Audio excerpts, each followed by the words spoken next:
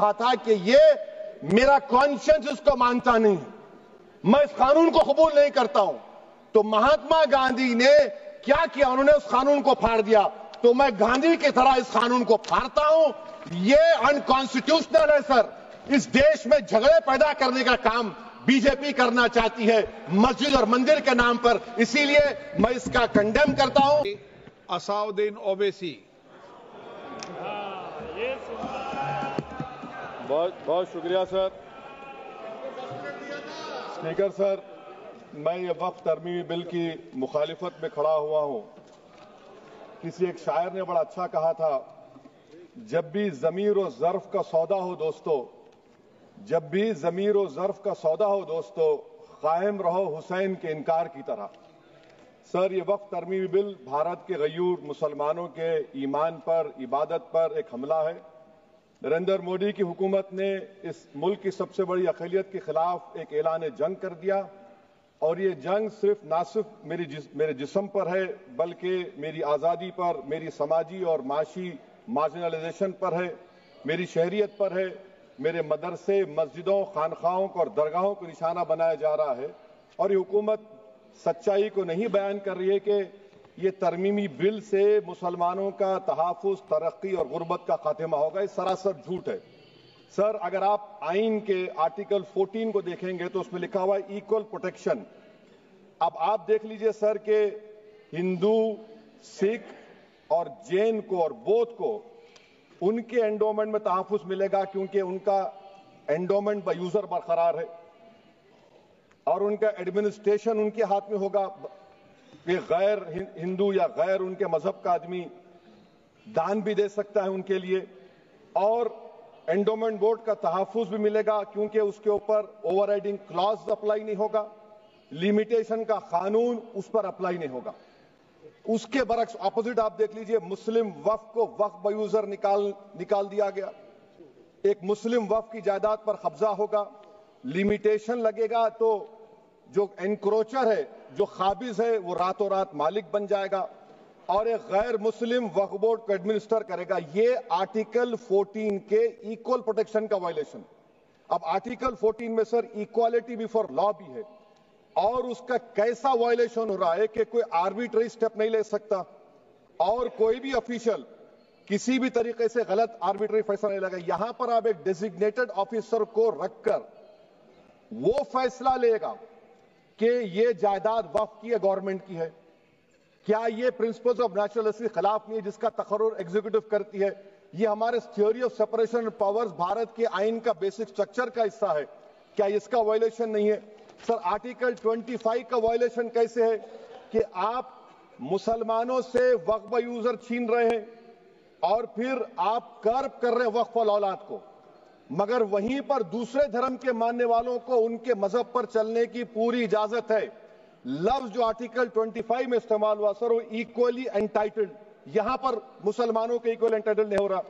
अभी हम गृह मंत्री का, वजीर दाखिला का यहां पर उनका हमने तकरीर सुनी, यहां पर वो ये कहते हैं, वजीर दाखिला, शायद वो कटमुल्ला की जबान ना कह दें, वजीर दाखिला कहने पर वजीर दाखिला ने अपने बयान में कहा कि बोर्ड और काउंसिल जो होगा वो माने वक्फ इस्लाम से अलग है। सर, अगर ये बात सच है आपकी, तो फिर आपको यह कानून बनाने की जरूरत ही नहीं है। आप एक नॉन स्टैट्यूटरी बॉडी बना दीजिए। ये जो कानून बन रहा है ना सर, ये आर्टिकल 26 इसका सोर्स है, और आर्टिकल 26 जब इसका सोर्स है तो आर्टिकल 26 का ABCD क्या कहता है कि रिलीजियस डिनोमिनेशन को अपने मजहब के अफेयर्स खुद चलाना, मूवेबल इमूवेबल प्रॉपर्टी को लेना और एडमिनिस्टर करना। जब हिंदू धर्म को, बौद्ध धर्म को, सिखों को यह राइट दिया गया है, तो आप कैसे मुसलमानों से छीन रहे हैं? तो यह आर्टिकल 26 का ग्रेव वायलेशन है। तो सर, अब वक्फ बाय यूजर का मामला देखिए, मिनिस्टर साहब ने कहा कि एंक्रोचमेंट हो रहा है, 17,000 एंक्रोचमेंट हुए हैं।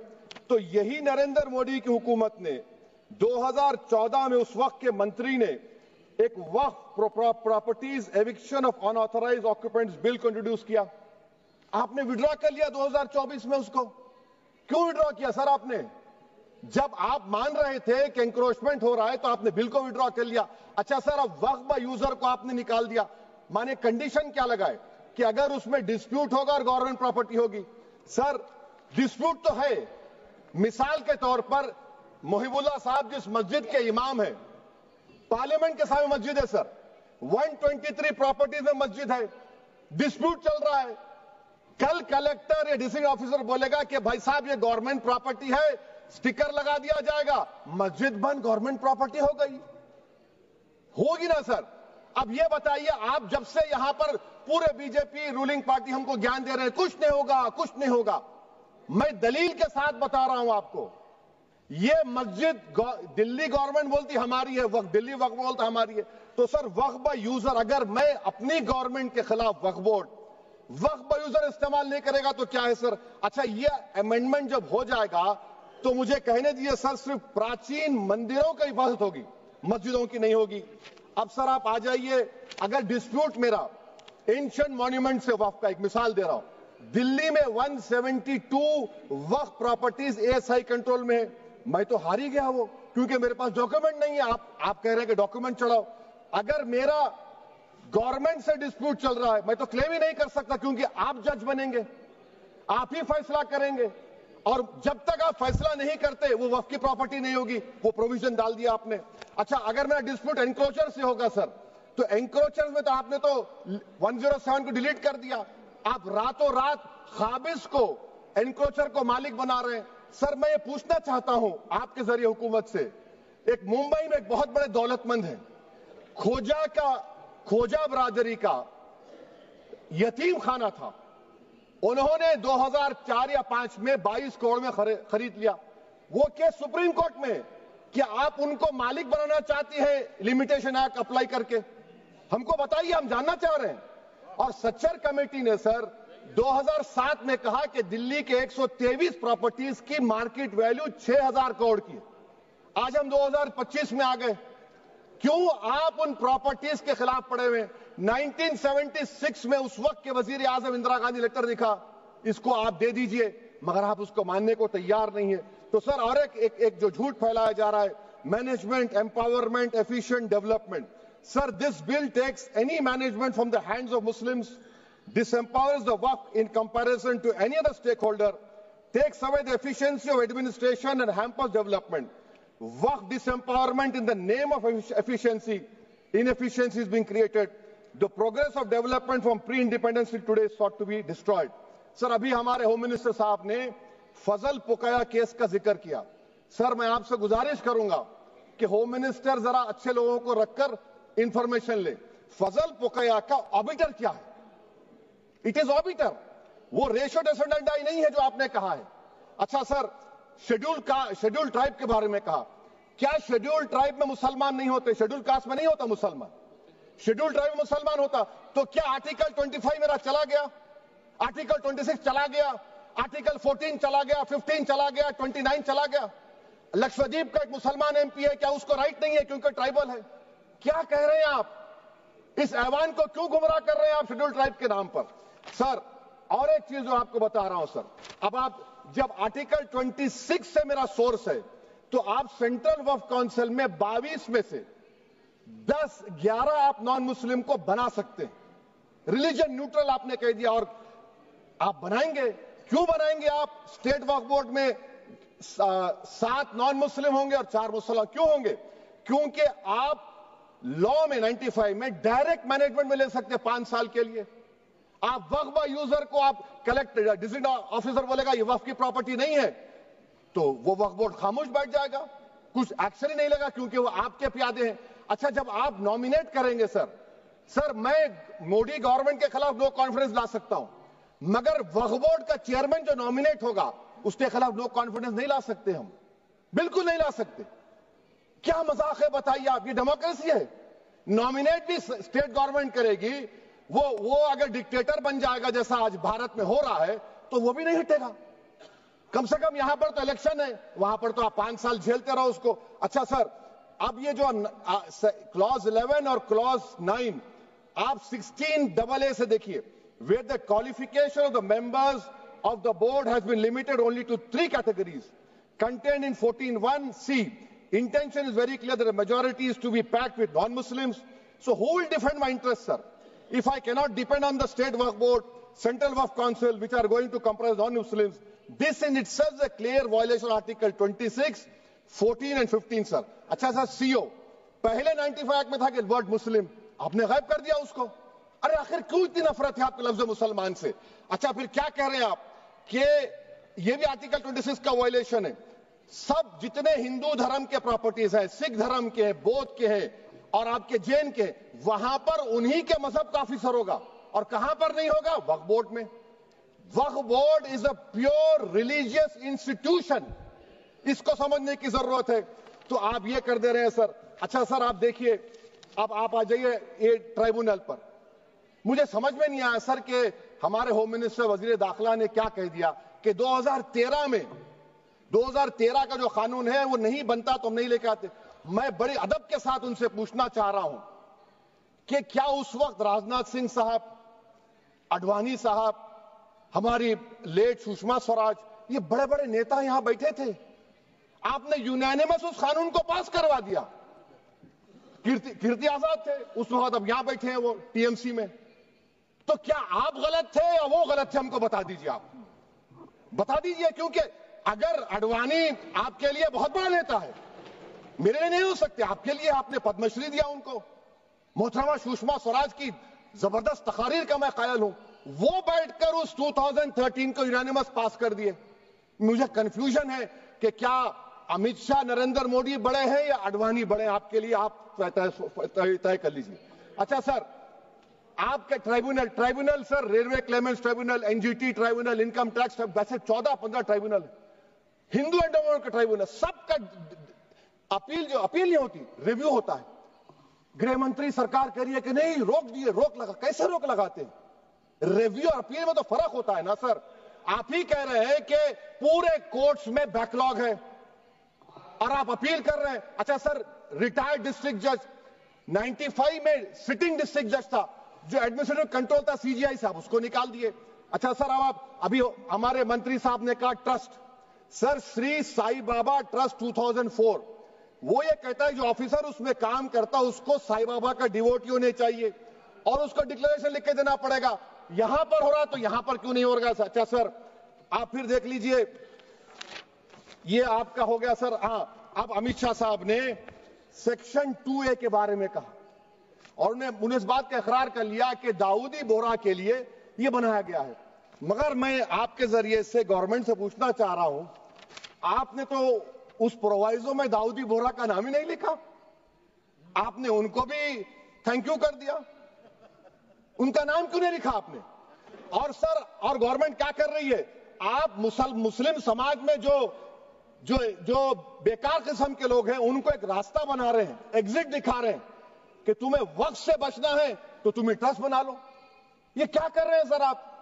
कम से कम उन दाऊदी बोहरा को आप दे देते। अच्छा sir, clause 3V section 36 clause 18 देख लीजिए। Oral Waqf, oral appointment has sought to be discontinued even though it is recognized practice in Islam. Muslim personal law is recognized oral waqf and 1937 Shariat Application Act. Sir, आप clause 3(9) पर आ जाइए। 5 साल के लिए मुसलमान। मैं किरण रिजिजू से पूछना चाहता हूं, सर दाढ़ी रखे तो मुसलमान प्रैक्टिसिंग है या क्लीन शेव आपकी तरह है? तो बताइए हमको, प्रैक्टिसिंग क्या होगा? अच्छा, किसी को पकड़ के मॉब लिंच कर दिया और बोले कि JSR का नारा लगाया, और वो JSR का नारा लगाया तो क्या मुसलमान रहेगा? नहीं रहेगा। या फिर देश के प्रधानमंत्री ने कहा था कपड़े देखकर पहचानो, तो क्या कपड़े देखकर आप कह देंगे? अच्छा, अगर कोई क्रिश्चियन हिंदू धर्म कबूल करता है तो क्या वो मंदिर को नहीं दे सकता प्रॉपर्टी? फिर भारत के संविधान में आर्टिकल 300 क्यों है सर? राइट टू इक्वालिटी क्यों है? फ्रीडम ऑफ रिलीजन क्यों है? 5 साल कहां से लाएंगे? अच्छा सर, और एक चीज सर, और एक चीज मैं आपको बोल के खत्म कर दूंगा सर। इस बिल में वक्फ औलाद का सर, इसमें आप देखिए clause 4(3)(2), the creation of waqf al-awlad shall not result in denial of inherent rights to heirs, including women heirs or the waqif or any other right of person. Sir, ये article 25 का violation है, शरीयत application act 37 का violation, article 300A का violation है। अच्छा, हिंदू धर्म में सेल्फ एक्वायर्ड प्रॉपर्टी को एक हिंदू, अब उसके फर्ज के 2 बच्चे हैं, वो एक को अपनी पूरी दौलत दे सकता है, कोई रोक टोक नहीं है। वो कहेगा नहीं मैं घर के बच्चों को नहीं दूंगा, मोहल्ले के गरीब को दे दूंगा, वो भी कोई रोक टोक नहीं है। वहां पर आपको बच्चों की फिक्र नहीं है। जब मैं अपनी प्रॉपर्टी को अल्लाह को मालिक बनाकर दे रहा हूं, आप कह रहे बच्चों की फिक्र नहीं है। इतनी मोहब्बत आप बिल्किस बानो से दिखा देते तो आपके लिए दुआएं देती आपके लिए। तो सर आप दूसरी बात आप देख लीजिए सर, आखिरी बात कहकर मैं अपनी बात को मुकम्मल कर रहा हूं सर। नहीं खैर मैं मुकम्मल कर रहा हूं, स्पीकर साहब बहुत टाइम दे दिए। सर आप देखिए, इसमें अमित शाह साहब बोले कि इतनी प्रॉपर्टीज का कब्जा हुआ, चोरी हुई, ये हुआ। सर क्लास 2652A सेक्शन, अगर कोई प्रॉपर्टी बेचता है 2 साल की सजा थी, आपने क्या कर दिया, उसको 6 महीने कर दिया। नॉन बेलेबल था, आपने बेलेबल कर दिया। सेक्शन 40 की बात करते हैं। सेक्शन 40 में सर हमको जो ज्वाइंट वर्किंग कमेटी का जो नोट्स दिए, उसमें मिनिस्ट्री ऑफ माइनॉरिटी अफेयर्स ने कहा कि 30 साल में 515 केसेस सेक्शन 40 के, और सिर्फ 8 लोग कोर्ट को गए। वक्फ यूजर का कानून तेलंगाना आंध्रा में है, सेक्शन 40 का कानून तमिलनाडु 63 है, आंध्र प्रदेश में 43 है। और सर आप डायरेक्शन दे रहे हैं, अच्छा क्लॉज 4218B देखिए सर, आप रूल बना रहे हैं, कोऑपरेटिव फेडरलिज्म के खिलाफ है, इतना रूल बना रहे हैं। और आखिर में सर मैं आपको बताना चाह रहा हूं स्पीकर साहब, ये बिल का मकसद सिर्फ मुसलमानों को जलील और रुस्वा करना है, मुसलमानों को दूसरे दर्जे का शहरी बनाने का इनका मकसद है। सर अगर आप हिस्ट्री को पढ़ेंगे तो महात्मा गांधी उस वक्त के व्हाइट अफ्रीका में, सफेद फार्म अफ्रीका के कानून को महात्मा गांधी ने कहा था कि ये मेरा कॉन्शियंस उसको मानता नहीं है, मैं इस कानून को कबूल नहीं करता हूं। तो महात्मा गांधी ने क्या किया, उन्होंने उस कानून को फाड़ दिया। तो मैं गांधी की तरह इस कानून को फाड़ता हूं। ये अनकॉन्स्टिट्यूशनल है सर। इस देश में झगड़े पैदा करने का काम बीजेपी करना चाहती है मस्जिद और मंदिर के नाम पर, इसीलिए मैं इसका कंडेम करता हूं। और मैं आपसे गुजारिश करता हूं कि मैंने अपने 10 अमेंडमेंट दी है, आप इसको कबूल करिए सर, मुझे बोलने का मौका दीजिए और उस पर डिवीजन का मैं डिमांड भी करूंगा। Thank you sir. देखा दोस्तों, आपने असदुद्दीन ओवैसी साहब का ये पूरा भाषण सुन लिया होगा और पूरी खबर आपने देख ली होगी। तो आप लोगों से गुजारिश है, आप इस वीडियो को ज़्यादा से ज़्यादा शेयर कर दीजिए। अगर चैनल पर नए आए हैं तो चैनल को सब्सक्राइब कर लीजिए, ताकि असदुद्दीन ओवैसी साहब के जो भी हम बयान डालेंगे, जो भी वीडियोस डालेंगे, वो आप तक पहुंचती रहे और आप देखते रहें। इस वीडियो को आगे शेयर कर दीजिए। अल्लाह हाफिज़।